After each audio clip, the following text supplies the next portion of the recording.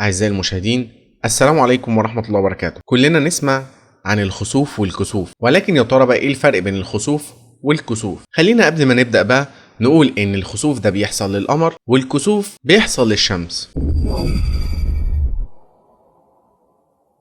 ممكن نعرف الخسوف على إنه ظاهرة فلكية بتحصل لما بيصبح القمر في ظل الأرض، يعني بمعنى أصح إن الخسوف ده بيحصل لما بتكون الأرض بين القمر والشمس. الفكرة بقى إن في الوضع الطبيعي الشمس والأرض والقمر ما بيكونوش على خط مستقيم، فضوء الشمس لما بيجي على القمر بيعكسه للأرض فبيظهر بصورته اللي احنا بنشوفه عليها. وبيحصل خسوف القمر الكامل كل 3 سنين تقريبا، وده لما بتكون الأرض بين الشمس والقمر، وبيستمر المدة بتكون طويلة شوية نسبيا وبتقدر بحوالي 6 ساعات.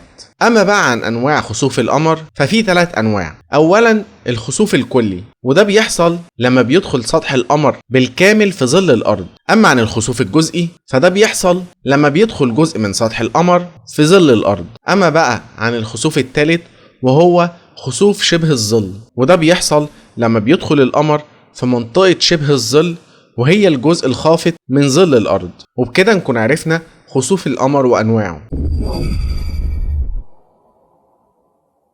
أما بقى كسوف الشمس فدي ظاهرة فلكية بتحصل لما بيسقط ظل القمر على الأرض، يعني بمعنى إنه بيحصل كسوف للشمس لما بيكون القمر بين الأرض والشمس، على عكس خسوف القمر إن الأرض هي اللي بتكون في النص ما بين الشمس والقمر. أما في حالة الكسوف فبيكون القمر هو اللي ما بين الأرض والشمس. أما بقى عن كسوف الشمس ففي 4 أنواع لكسوف الشمس، والنوع الأول منهم هو الكسوف الكلي، وده بيحصل لما بيغطي القمر كامل قرص الشمس. أما عن الكسوف الجزئي فده بيحصل لما بيغطي القمر جزء من قرص الشمس. أما بقى عن الكسوف الثالث فهو الكسوف الحلقي، وده بيحصل لما بيكون القمر في منتصف الشمس بحيث انه ما بيغطيش الشمس بالكامل، وده بدوره اللي بيخلينا نشوف ضوء الشمس على شكل حلقة محيطة بظل القمر. في حاجة بقى اسمها الكسوف الهجين، وده بيجمع بين الكسوف الكلي والكسوف الحلقي في فترة حدوث الكسوف.